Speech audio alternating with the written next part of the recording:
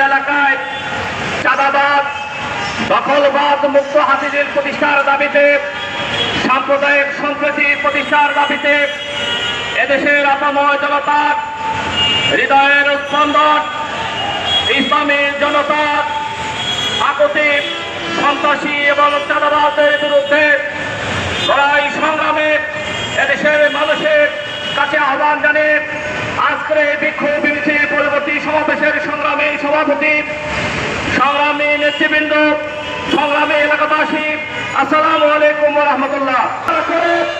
এদেশের মানুষের ভোটবাদের অধিকার তারা কেড়ে নিয়েছিল।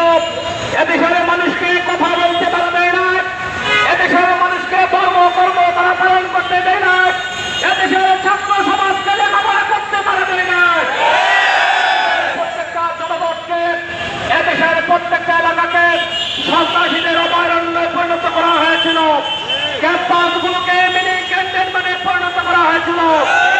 এদেশের মানুষের মৌলিক যে অধিকারগুলো ছিল সেই মৌলিক অধিকার তারা অস্বীকার করেছে। এদেশের মানুষের মুক্ত চিন্তার অধিকার তারা খর্ব করেছে। এদেশের মানুষের ধর্মীয় অধিকার তারা খর্ব করেছে।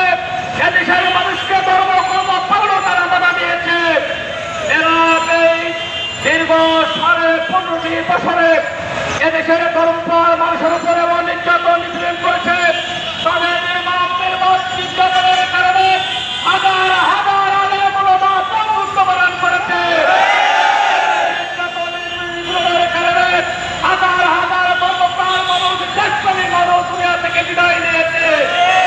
এদের নির্মম নির্যাতনের কারণে হাজার হাজার মানুষ দেশান্তরিত হয়েছে। গত 5 আগস্ট, 35 জুলাই এই বিপ্লবের মধ্য দিয়ে বীর জনতা তাদেরকে বাংলাদেশ থেকে পালাতে বাধ্য করেছে।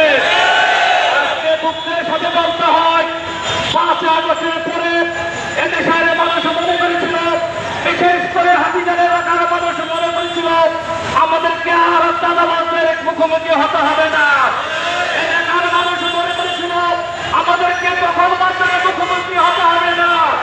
কিন্তু দুঃখের সাথে বলতে হয়, এক চালিয়ে যাওয়ার পরে আরো কিছু চালিয়ে এলাকায় নতুন করে আবির্ভাব হয়েছে। আমরা দেখেছি এই রাজবাজার এলাকায়, হাতিঝিল এলাকায়, তারা মহল্লায় বিভিন্ন জায়গায় কাউকে 2,500 টাকা, কাউকে 3,500